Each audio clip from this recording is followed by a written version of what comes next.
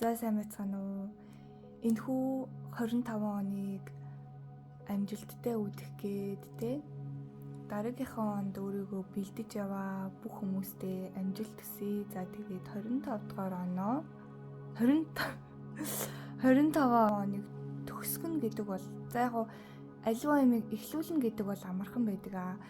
Гэхдээ тэрийг тууштай байгаад тэрийг үргэлжлүүлээд агттай байгаад хамгийн сайхнаар төгсгөн гэдэг бол маш чухал байдаг. Тэгэхээр юмны эхлэл бол төгсгөлөөс шалтгаалж байдаг. Тэгэхээр эх 26 он бол мэдээж 25 оны төгсгөлөөс шалтгаалах учраас энэ бол хамгийн чухал үе буюу 26 он тэр чигтээ ямар байх нь энэ 25 оныг хэрхэн төгсөж байгаагаас чинь шалтгаалах учраас энэ бол маш чухал уншлага болох ёстой юм аа. За тэгээд бичлэгээ хийгээгүй утсан дуучлаарай гэд үлдсэн одоо хэдэн хоног үлдсэн. За үлдсэн энэхүү 2-7 хоногийг 2 юм уу 3 те за баг 2-7 хоног юм аа. 2-7 хоногийгоо хэрхэн үр бүтээлтэй хамгийн сайнараа те өөрийнхөө хувьд яг юу хийвэл зөв байх вэ? Яаж төгсгөл зөв байх вэ? Ямар үйлдэлүүдийг авбал зүгээр байна вэ? Тэгээд 26 оныгоо хэрхэн гоё ухтах вэ гэдэг талаар уншлаг хийнэ. Энэ бол маш ойлгомжтой тайлбарласан баг гэж бодож байна. Тэгэхээр сонголтын картууд руу орё. За эхний сонголт бол Cherry Blossom.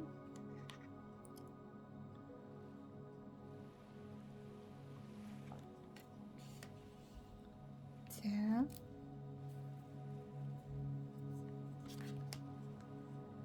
Violet.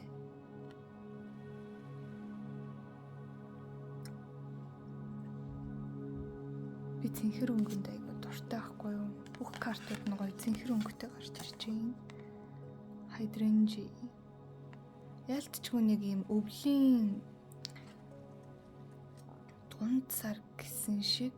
За өвлийн баг ихэнх сар юм уу да. Гэсэн шиг юм уур амьсгалаа дагаад ч тэр юм уу юм цэнхэр картууд гарч ирлээ. За тэгээд та харж агаад хамгийн гоё мэдрэгдсэн танд хамгийн ойр санагдсан тий таны нүдийг булаагаад байгаа тэр картыгаа сонгоорой. За ингээ эхнийхээ уншлагтаа орцгоё. За яг одоогийн нөхцөл байдал буюу энергийн шалгалт гэж хүмүүс нэрлэдэг байгаа. Таны яг одоогийн энергийн байдал ямар байна вэ гэвэл за Cherry Blossom. За энэ цэцэг маань маш хүүтнийг тэсвэрлэх үйц гэхээр та бол амьдралын аливаа нэгэн хэцүү байдалд аливаа нэгэн хүмүүсийн бараг туулж чадхааргүй хэцүү байдалд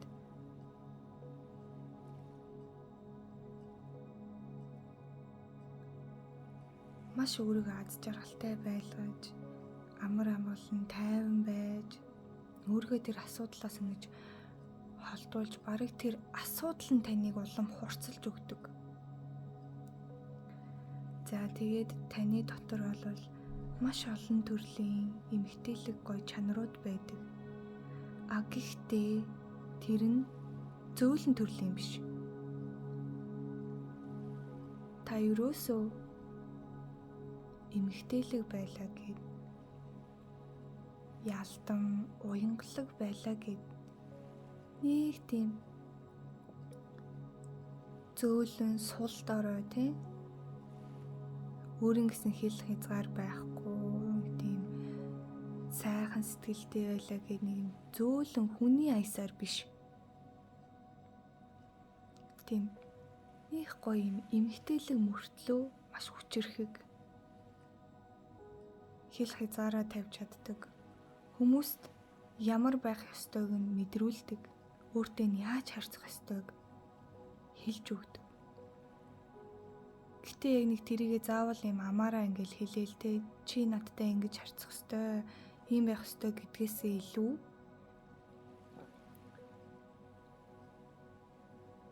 өөрийнхөө үйлдэлээр, өөрийн тэр энергиэр, өөрийн тэр байгаа байдлаараа, өөрийн тэр харц, биеийн хилэмжээр илэрхийлж идэг. Маш тийм хүчрхийг гэхдээ зарим хүмүүст, зарим сул дорой хүмүүст та их хүүтэн харагддаг гэж магадгүй. Дотносоод ирэхээрээ таныг улам мэдээд ирэхээр та их уян, зөөлөн, маш эмгтээлэг, арга ухаан, юмны гаргалгааг олох аливаа зүйлийг чиглүүлж өгөх, юмны нарийн ширийн учрыг тайлах тийм гоё юм эмгтээлэг юм эмгтэй хүний яг нэг 9 шинж гэдэг шиг та тэр 9 шинжийг бүгдийн нүр дээр юм цогцлоож чадсан ийм хүн байна. Таны одоогийн энерги бол ингэж гарч ирлээ. За тэгээд энэхүү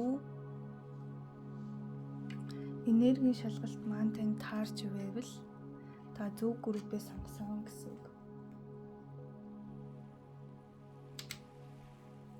Тэгээд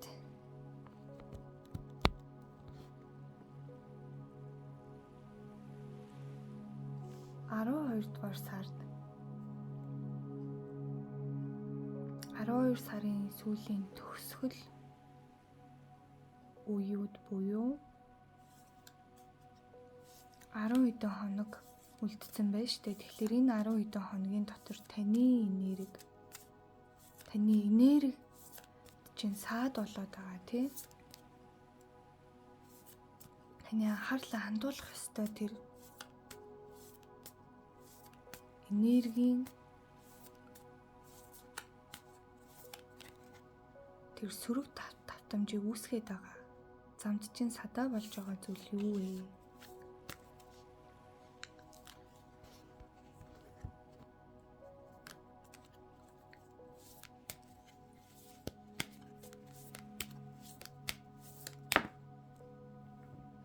За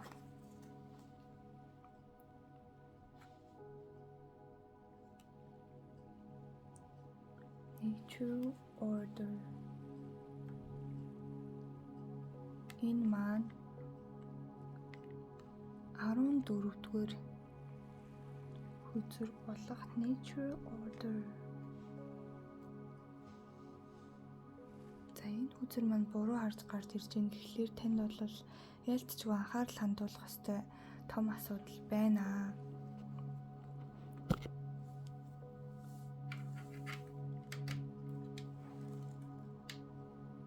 Бүр энэ хүзэр маань доош харж гарч ирсэн учраас энд та анхаарлаа хандуулахгүй байвал таны ирээдүйд таны тэр зорж байгаа тэр замнал руугаа та ороход хэцүү болно. Энэ маань ингээ жижиг асуудал юм шиг боловч butterfly effect шиг бусад том зүйлүүд рүү ингэж нөлөөлөхөөр ирээдүйд ингэж нөлөөлөхөөр юм том асуудал байна гэсэн үг. Тэгэхээр natural order гэдэг бол яг өөрийнх нь хүзрийнх нь утга бол одоо тэр ертөнцийн өгөгдөл ертөнцийн тэр үзэсгэлэн гоо тэр цаанаас ингэж өөрөөсөө ингэж бий болж байгаа тэр гоо үзэсгэлэн тэр гайхамшгуудыг ингэж илэрхийлсэн хүзэр байдаг. Одоо энэ та харж байгаа бол энэ чулуу бутрахтаа яг энэ давтамж энэ зөв үйлдэлийн давтамжаас гарч байгаа энэ хэлбэр дүрс бол ийм үзэсгэлэнтэй, ийм нарийн ширийн яг ийм гоё зөв хэмжээтэй хоорондын харьцааны жилхэн ийм гоё байгаа гэдгийг ингэж харуулж байгаа ийм символ байна. Тэгэхээр та энэ хүзэр чинь буруу харж гарч ирж байгаа гэхлээр таны тэр ертөнцөөс өгөгдсөн өгөгдлөө яг тэр өөрийн амьдралын зорилгын дагуу байж чадахгүй, тэрийг олж харж чадахгүй, яг тэр замналынхаа дагуу арай яваагүй байгаа. Буюу таны одоохондоо яг танд одоо нөхцөл байдал дээр ч юм бол маш юм гоё эмэгтэйлэг ийм гоё мундаг хүн байна гэж гарч ирж байгаа боловч танд дахиад нөөц боломж байгаа гэсэн. Танд бол дахиад өөрөөсөө олж нээх зүйлүүд байна. Тэрийг олж нэгээч. Та яг өөрийн тэр явах ёстой зам руугаа яваарэ, тэ? Өөрийн яг тэр зорилгын дагуу үйлдэлүүдийг авах хэрэгтэй. Тэр зорилгын дагуу үйлдэл хийхин тулд эхлээ зорилгоо мэдэх хэрэгтэй. Зорилгоо мэдхийн тулд мэдээж өөртөө ажиллах хэрэгтэй гэж гарч ирж байна. Тэгэхээр та бол одоо ингээд яг байгаа зүйл дээрээ ханаад байгаа, тий?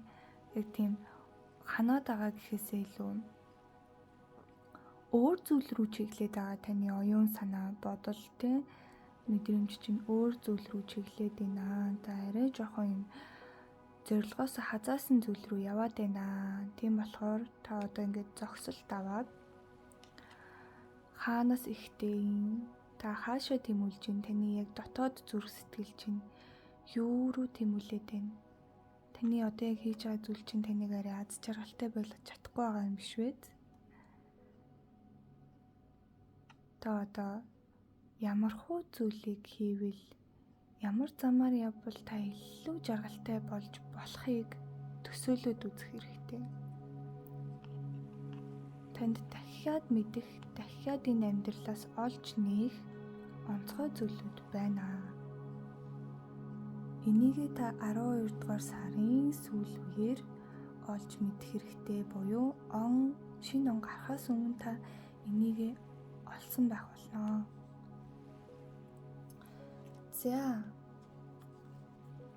За тэгвэл асуудлуудын сая харсан чи одоо 12 дугаар сарын сүүл үед таны энэ жилжингээ хийж бүтээсэн зүйлд ямар шагнал ирэх вэ? Ямар шагнал ирэх вэ?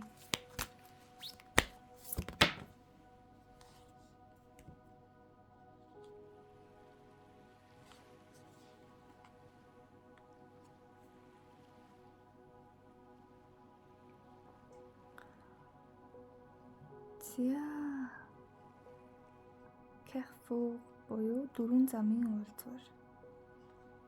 10 дахь үзүр төлөвлөжин хэлбэртэй.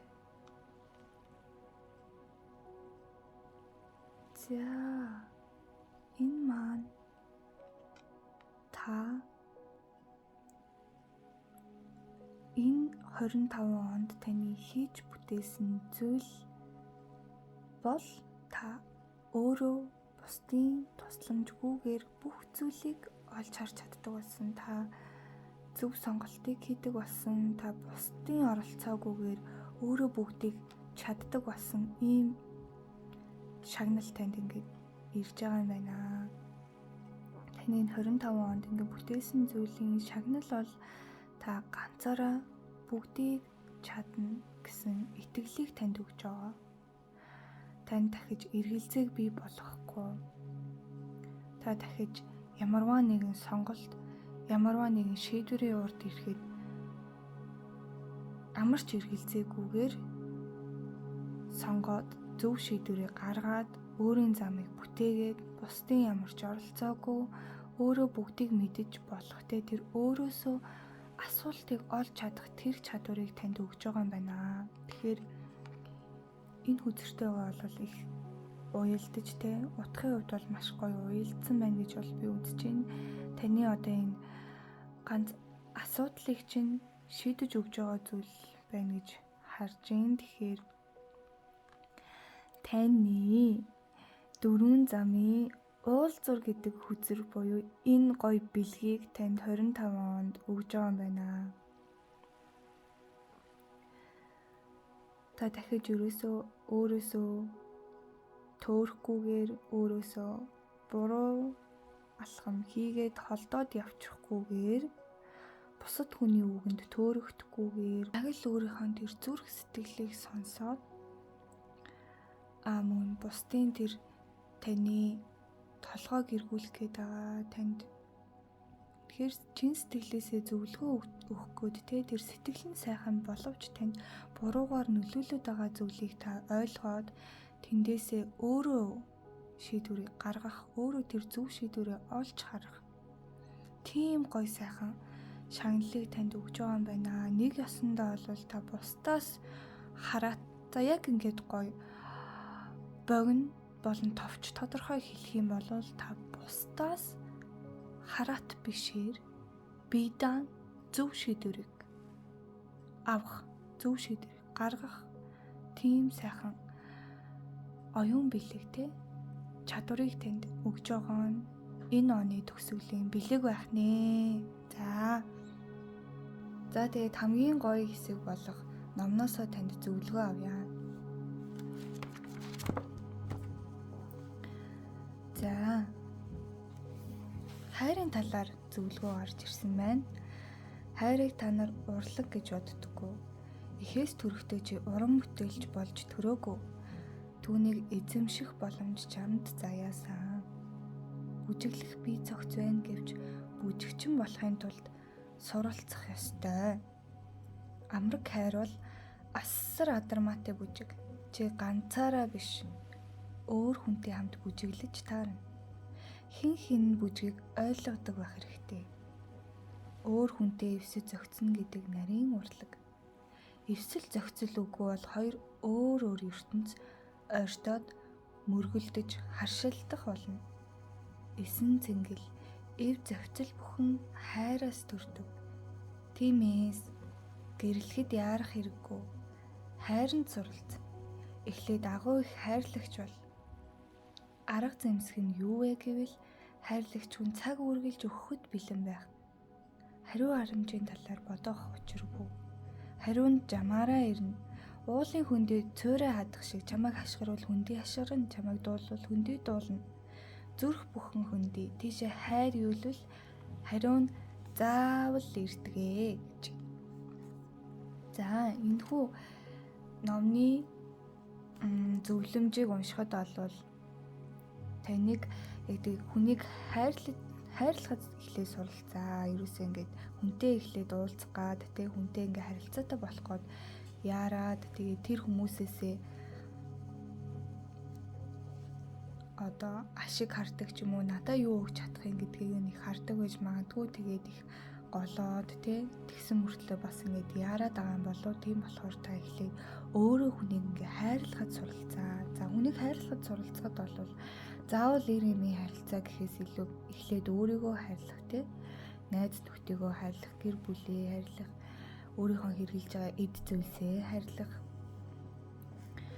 гэд одоо өөрийн тарьж байгаа цэцэг навчийг хайрлах гэл маш олон төрлийн юм хайрын хэлбэрүүд байгаа. Тэнгүүд таныг болохоор авахаас илүү өгөхөд суралцаа. Тэгэхээр ингээд танд өөрөө бүр халигд цайлгаа чин сэтгэлээсээ хүнд ингээ өгмөр санагдаад тэр өглөгч нь заавал буцаад ирдэг учраас эхлээд та хайранд эхлээд суралцаа гэсэн гоё зөвлөгөө ирлээ. Тэгэхээр энэ 12 сарын төгсгөл үед та үнэхээр 2026 онд сайхан үнтэй уулзрахыг хүсээд, сайхан хайрыг өөртөө хүсчээвэл, сайхан харилцаануудыг өөртөө хүсчээвэл эхлээд өөрөө хайранд суралцаарай. 25 онд багтаагаад хайранд эхлээ суралц, өөрийгөө хайрлаад сур. Яг өгжээж ирдэг гэдгийг хамгийн гол нь ойлгоорой гэсэн ийм гоё зөвлөгөө ирсэн байна. За тэгээд энэ удаагийн ингээ уншлага маань үгээр өндөрлөлөө. Би энэ удаагийн уншлагаа маш цэгцтэй. Яг гол картуудаа татаад ингээд маш ойлгомжтой бөгөөд товч тодорхой хийхээр шийдсэн байгаа. За ингээд дараагийнхаа групп руу орё.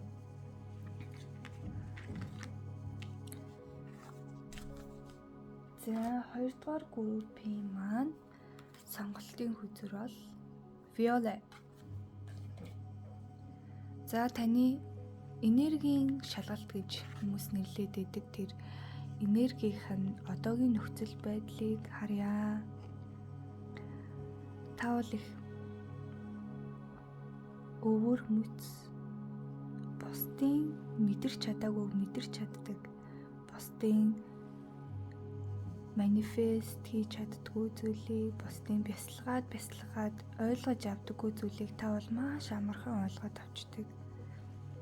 Магадгүй та бусад хүмүүсийн энергийг айгүй амархан мэдэрдэг, эргэн тойрныхоо орчны энергийг бас их мэдэрдэг. Тэндээс өөрийгөө яаж хамгаалах вэ? Таны өөрийн энерги чинь ямар байна гэдгийг ч гэсэн мэдэрдэг.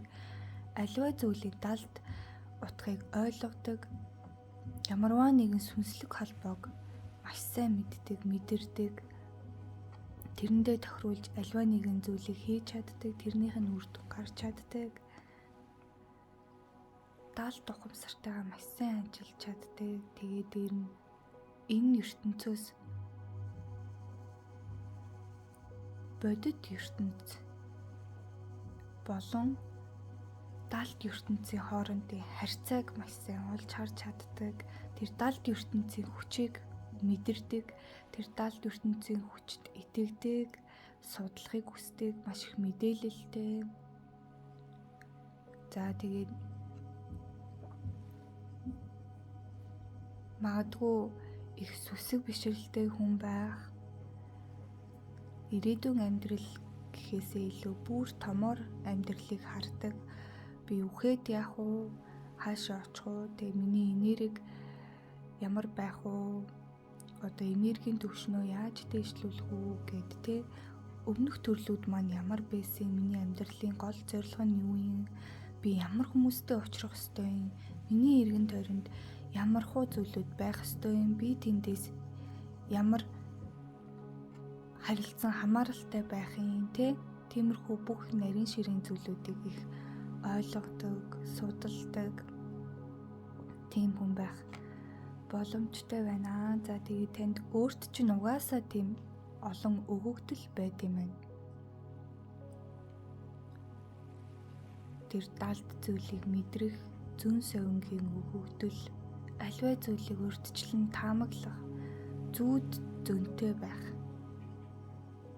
Юмны гаргалгааг олох ухамсартай, ухамсарын дээд түвшинд байдаг тийм хүн байна. За тэгэд энэ маань энэ хүү нөхцөл байдал те энэ зан чанар тантай таарч тохирч байвал таны одоогийн энерги чинь ийм байдалтай байгаа гэж бодож ивэл таны сонгосон сонголт, сонгосон групп бол зөв байна. Ингээд үргэлжлүүлье.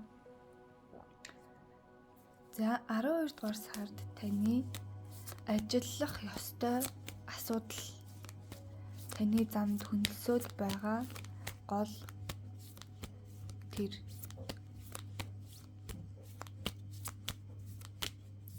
болохгүй байгаа зүйлийг те өөрчлөх ёстой зүйлийг юуг та юунд төгсгөл хийж яаж төгсгөл хийх үү гэдгээс илүү юуг өөрчлөх үү, юуг ямар асуудал байна, юуг нь шийдэх үү, юунд шийдсэн байвал та 26 онд сайхан орох вэ гэдэг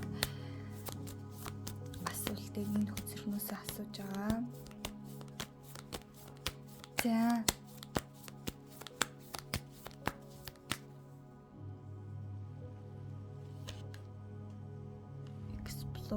За энэ хүзэр маань дээшээ харж гарч ирсэн байна. 23-ын тоотой. Тэгэхээр explore.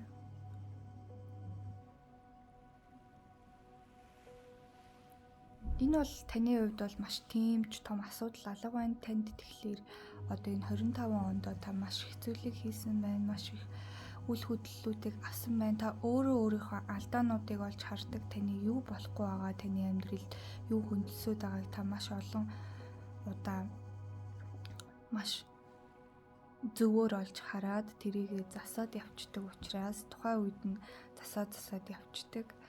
Үл хөдлөл авч чаддаг хүн учраас таны хувьд болохоор асуудал нь маш жижигхэн гарч ирж байна. За тэгээд энэ маань ямар утгыг агуулж байгаа вэ гэхлээр таныг өшөө илүү судлах те өшөө илүү юмыг томоор нь харах. Магадгүй та яг одоо их сүнслэг талаас нь зүйлсийг одоо мэддэг болсон бол магадгүй танд өшөө илүү мэдлэг хэрэгтэй байж болно. Амьдралын талаар те одоо физикал ертөнц дээр яг энэ бодит ертөнц дээр ямар хөө зүйлүүд тохиолдоод байна, юу ямар байна те.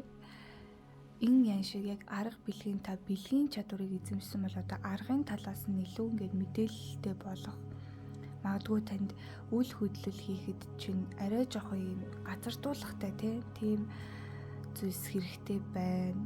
Тэгээ дээрэс нь таны хувьд одоо таны зорж байгаа зүйлсүүд дээрээ та их энергийн түвшинд ангаалтуудыг хийгээд чадаад явж байгаа бол одоо бодит байдал дээр арай илүү газардуулахтай бодит байдал дээр та юу хийж чадах юм? Тэрэнд чинь ямар мэдээллүүд хэрэгтэй? Арай жоохон энгийн таныг арай жоохон энгийн талаас нь ингээд юмсыг хараарай. Тэгээд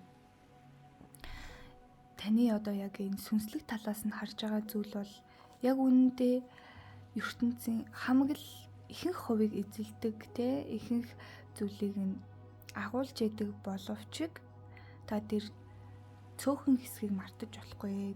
Тэр чигт нь бүгдийг нь мэддэг байжээж та яг тийм цогц энергийг өөрийн юм яг зөв зорилго руугаа ороход тэр цогц энергийг чинь бүрэлдүүлж өгөх юм аа. Тийм учраас танд яг тэр энергийн хувьд гэхээсээ илүү арай энгийн байдлаасаа бодит байдал дээр анхаарах, бодит байдал дээр мэдээлэл цуглуулах гэдэг тийм асуудал байгаа юм байна. Гэхдээ энэ бол тийм ч том асуудал бол биш байна. Ирээдүйд танд ямарваа нэгэн зорилгын төлөө явж байгаа тохиолдолд тэр том зорилго чинь бүр ингээд томроод саад учруулах үс тийм том асуудал бол биш.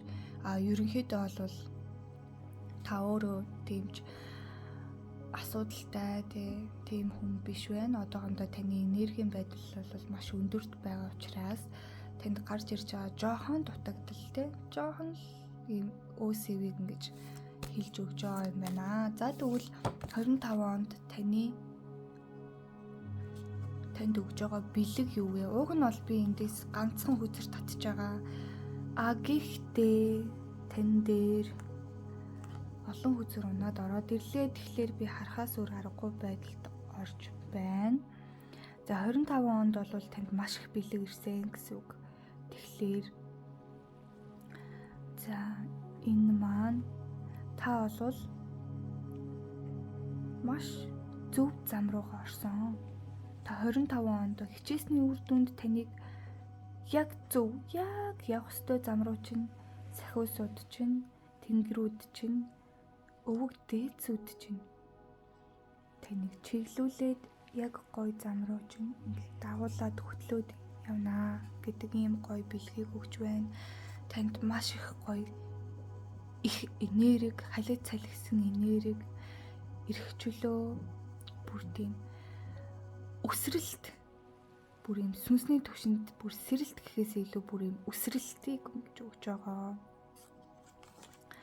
За тэгээд танд маш юм гоё өвөрмөц тийм зан чанар бусдаас онцгой хүчийг чинь танд өгж байгаа, сануулж байгаа. За тэгээд та өөрөө маш юм бүтээлч болж байгаа. Ийм гоё бэлэгнүүд танд ингээд ирж байна. Та бол өөрөө угаасаа юм бүтээлчийн эрхтэй хүн байна. Тэгэхээр танд бол яг тэр юу бүтээх ёстой юм, хаашаа явах ёстой гэдгийг бол маш тодорхой танд заагаад өгч байгаа учраас та дахиж эрэл хайвал болоод их шаардлагагүй. Мөн та ямарваа нэгэн зүйл дээр гацах ямар ч шаардлагагүй болох юм байна. Та бол зүгээр л альва нэгэн асуудлыг бол маш хөнгөн даваад асуудлуудыг харахгүйгээр шууд урагшаага ингээл маш их тэгсрэлттэй өсрэлт хийгээл энергийн хувьд бол бүр ингээд халиц цалгисан бүр огторгой ертөнцийг бүр ингэж эзлэхээр огторгой ертөнцийг тэр чигт нь гэрэлтүүлж чадхаар тийм их энерги юм тэгсрэлт хийхээр тийм гоё юм бэлгүүдийг танд ингэж өгч байгаа юм байна. За тэгээд танд хамгийн сүүлд нь номноос өгж байгаа зөвлөгөө юу вэ гэдгийг нь харъя.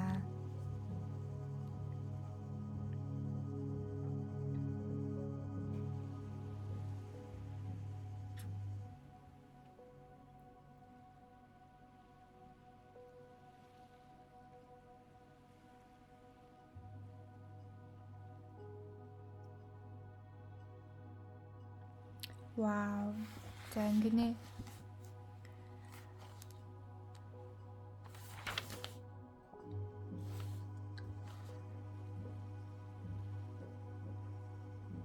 Энд гэхдээ бүр ингээд бардын 3 дахь сануулга байгаа байхгүй юу? Тэгэнгүүт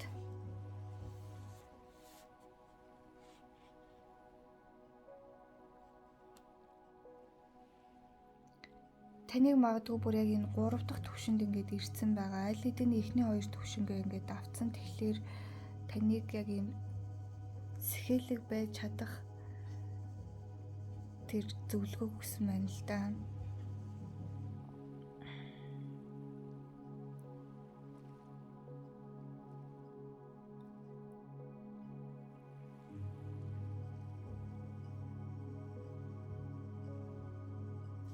За барт болон бусад бүх арга өвдөс чинхүү итгэл зүсэг хайр бишрэлт хүнээр уламжлагдаж байж хүчин төгөлдөр болдгоо. Тийм эзэгтэй агшинд дурдан сануулагч хүний өвөнд өчүүхэн төдий эргэлзэхэд бүх хэрэг баларнаа. Харин итгэл төгс сэрэмж төгөлдөр байж зааврыг дагаж чадвал цоо шин агуулга бүхэн амьдралын эхийг атгах болно. Тэр төрөл чиний сүүлчийн төрөл байх болно. Учир нь ухамсар сэргийг нөхчөж үнэмлэхгүй ариун чөлөөг амталж шин хөвлөрөө сэхээлгээр орсон хүний гэгэрэл баталгаатай. Түүнд үр хөврөл нэгэнт суусан учир аясаараа цэцгэлнэ. Бард ийм энгүүн арга. Гэхдээ бяцлаглыг жаахан чатгай амталсан оюун санааны хөтөж багштай байсан аниргүй моршгон амтыг мэдэрсэн хүн түүний үр шимийг үзнэ гэж. Тэгэхээр таны одоо энэ өгж байгаа зөвлөгөөнд болохоор та одоо ингээд өөрийнхөө хувьд өөрийнхөө одоо тэр туулах ёстой замуудыг туулсан. Тэгэнгүүт танд одоо яг сүүлийн үе буюу яг та багш хөтчөөр яг хөтөжлүүлээд ингээд хамгийн төгсгөл үе дээр ингээд ирсэн байгаа учраас та одоо яг тэр танд заавар өгөхгүй яг тэр сүнслэг чиглүүлэх өгч байгаа тэр багшийн үгэнд огт эргэлзэхгүйгээр итгэж чадах юм бол та бүр дахиж төрөл авах шаардлагагүй болохоор тийм хэмжээнд энерги ингэж халигд цалигсан.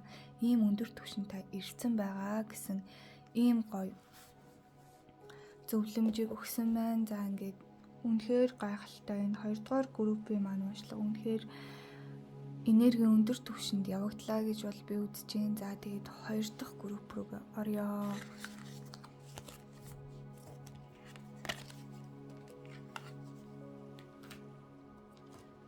За 2 дахь группт болохоор heartfelt apology, hydrangea.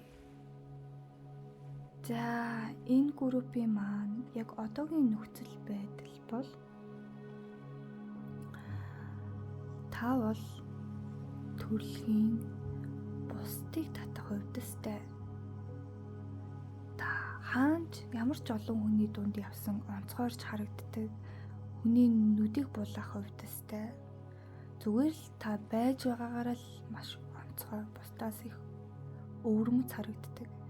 Танд өөр хүмүүс үргэлж хэлдэг байж магадгүй, бусад хүмүүс танд хэлдэг байж магадгүй. Та зүгээр л ямар ч үг хэлэхгүй, ямар ч үйлдэл хийхгүй зүгээр л байж байгаа таны тэр энерги бусдыг татж идэг тийм онцгой хүн байна. За тэгээд та өөрөө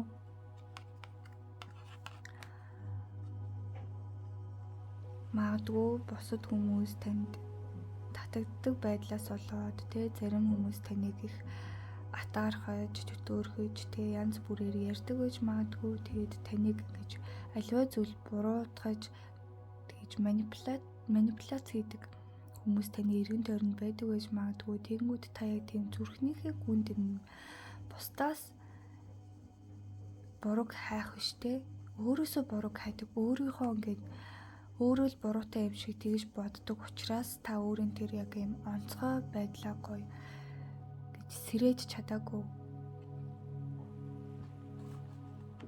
Өөрийнхөө тэр дотор байгаа тэр онцгой өгөгдлийг ашиглаж чадахгүй байгаа шалтгаан нь та бурууг өөрөөсөө хайдаг буюу бусад хүний манипуляцд айгүй амархан өртдөг.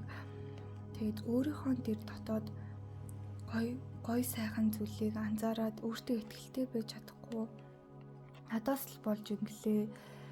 Би л ингээд ийм байгаа учраас би л өөрчлөгдөх хэрэгтэй гэдэг юм уу те. Тиймэрхүү зүйлүүд дээр арай жоохон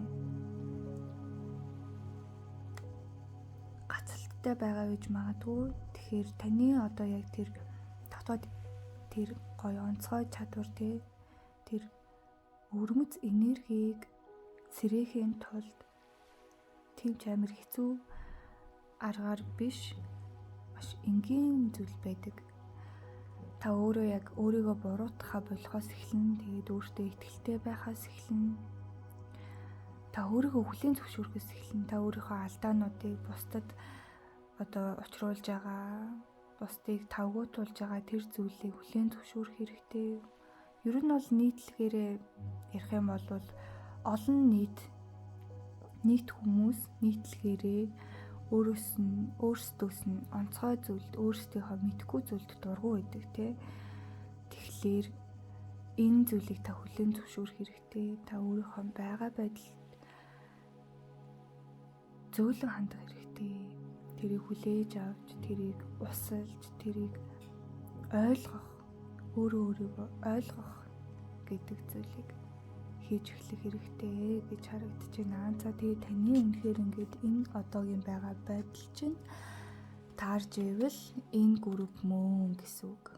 Тэгэхээр 12 дугаар сарын сүүлээр таны засах ёстой, өөрчлөх ёстой тэр дутагдал юу байна вэ? Таны тэр үйл хөдлөл авах ёстой, төгсгөл болгох ёстой тэр зүйл нь юу вэ?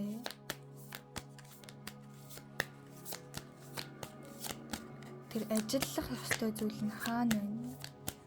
Та юун дээр ажиллавал илүү амжилтанд хүрэх вэ? Илүү сайхан хүмүүстэй учирч зөв замаар явах вэ?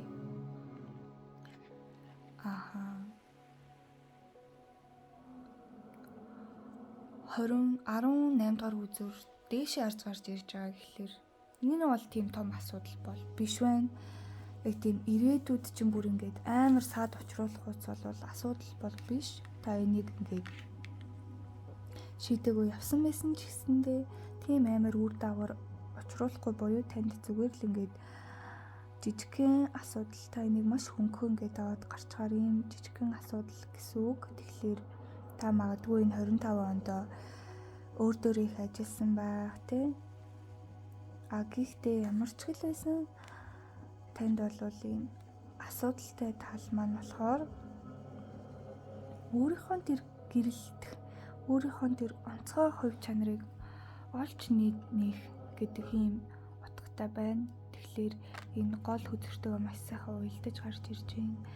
Таны яг одоо энэ нар ингээд хуваагдсан байгаа дотор нь ингээд огторгой ертөнц ингээд оршиж байна тий.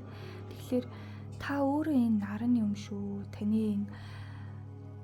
Таныг хуваагаад таны дотор тал руу ингээд орох юм бол таны дотор огторгой ертөнц байна.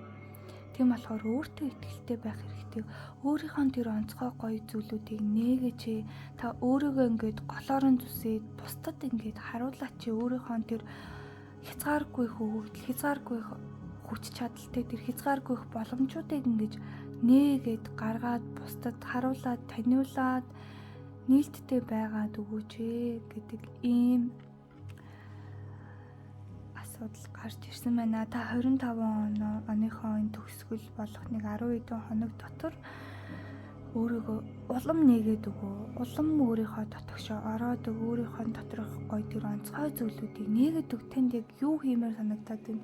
Та яг юу зүүдлээд байна? Тэгээ зүүдэнд чинь ямар зүйлүүд ингээд чамд гоё санагтаад байна? Та яг юу хийвэл аз жаргалтай болох гээд байна те? Ялангуяа зүүдээр их орж ирдэг иймэрхүү дотоод ертөнцийн ийм гайхалтай хүмүүсийн зүүд зүүн их байдаг. Зүүд чинь их өвөрмөц байдаг гэж магадгүй тийм магадгүй юм зүгээр л юм энгийн байдаг шиг тийм кино шиг ч юм уу эсвэл зүгээр өдөр тутмын амьдралаа ингээд зүүдлэх ч юм уу тийм байдлаар биш бүр маш юм онцгой зүйлүүдийг бүр ингээд хүний санаанд багтамгүй зүйлүүдийг зүүдэлдэг гэж магадгүй. Тэгвэл та тэр зүүднээсээ зүүдэнд чинь юу танд илүү гой санагдаад байна, танд юу хэлэх гээд байгаа юм шиг санагдаад байна. Магадгүй та зүүднээсээ хариулт олохгүй маа гэхэд таны зүүдэнд чинь таны бүтээх ёстой зүйлүүдийн санаа орж ирж байдаг. Тэгэхээр та тэр дотгошоогоо тий өөрийгөө таны гэвэл зүүдээ тань гэж байгаа. Тэгэхээр та эхлээд зүүдээ ингээд манаад үз тий.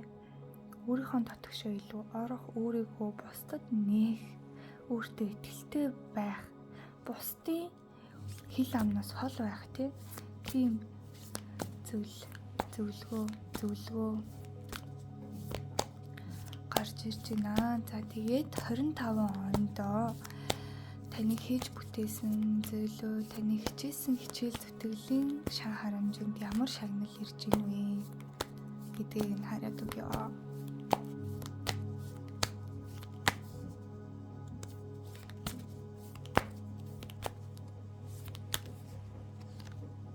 За мань давхар гараад ирсэн байна.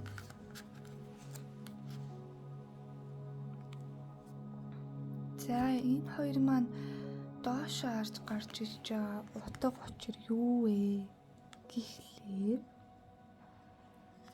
та ингээд ганцаараа туулах гэдэг байсан бол энэ зүйлд чинь төгсгөл ирж байгаа нь танд шагнал болж байгаа. Мөн таны өнгөрсөнд тохиолдсон янз бүрийн шархнууд маш том шархтыг таны зүүдэнд байнга орж ирж таныг зовоодаг. Өдрийн бодол шөнийн зүүд болдог. Таны өдөр тутмын чинь амьдралд бодогдоод таныг шаналгаад үр зүрхийг чи эмтрэгээд та өөртөө итгэлгүй болох шалтгаан болоод өөрийг чинь эмтлээд багаар мөрөөд идэг тэр хэцүү зүйлүүд дуусгар болж байгаа. Энүүгээр ингээд төгсгөл болж байгаа. Энэ зүйлүүд төгсгөл тавьж энэ зүйлүүд дуусгар болж та хар дарсан тэр зүүднээсээ сэрэх цаг нь болсон гэд ийм гой шагнал танд өгж байгаа юм байна. Таны хар дарсан зүүд амьдралын маш хэцүү туулах ёстой зүйлүүд чинь туулагдсан. Таны үеийн үр чинь ингээд барагдаад дууссан. Таны муу үеийн үр чинь ингээд барагдахаараа барагдсан. Та одоо ингээд ганцаараа бүгдийг туулаад авах шаардлагагүй болж байгаа. Тийм учраас танд ийм гоё шагналуудыг өгж байгаа юм байна. Та ингээд өнгөрсөнд хичээсэн хичээл зүтгэлүүдийн чинь үр дүнд таны өнгөрсөн дэх шархнаасаа салах цаг, өөрийгөө эрх чөлөөтэй болгох цаг, мөн ганцаараа хичээхээ болох.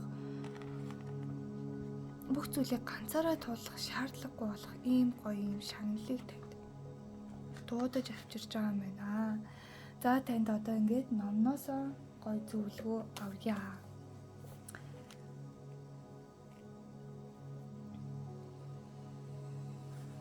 За хайрын сэдвтэй зүйл байх шиг байна. Гэрлэл тухтаа юу ч устгадаггүй. Зүгээр чиний дотор нуугдмал байсан зүйлийг ил гаргадаг.